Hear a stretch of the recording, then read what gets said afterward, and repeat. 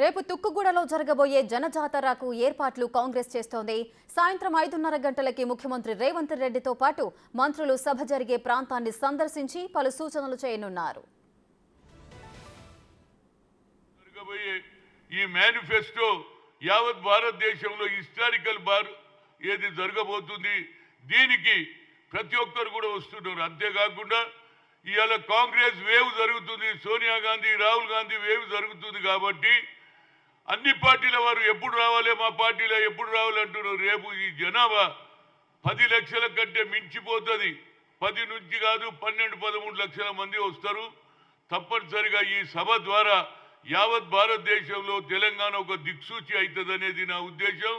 ప్రతి ఒక్కరు కూడా ఈనాడు కాంగ్రెస్ వైపుకే చూస్తున్నారు. నరేంద్ర మోడీ అబద్ధాలు చెప్తున్నాడు. అదేవిధంగా బీఆర్ఎస్ పార్టీ కూడా ఇవాళ వాళ్ళ అవినీతి అంతా బయటపడ్డది.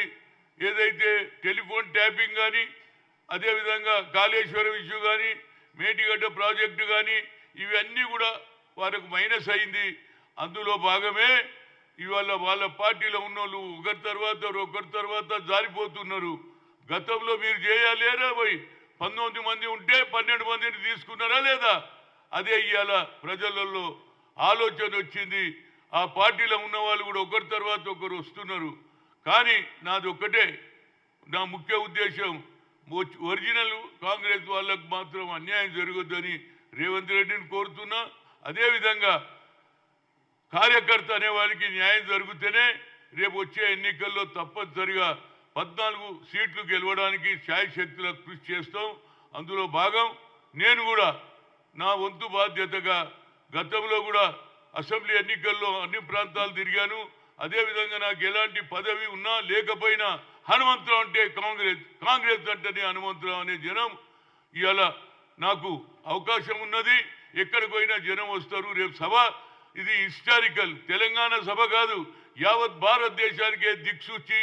తెలంగాణలో ఏ విధంగా అయితే వేవ్ జరుగుతుందో అదే వేవుగా ఇవాళ నరేంద్ర మోడీ రాహుల్ గాంధీని అంటున్నాడు, నేను ఏం చేయలేడు. అరే నువ్వు అబద్ధాలు చెప్తావు, మేము ఏదైనా చెప్పింది చేసి చూపిస్తావు. రేపు సభను అత్యధిక మెజార్టీతో జనం రావాలి, మా మేనిఫెస్టో వినాలి.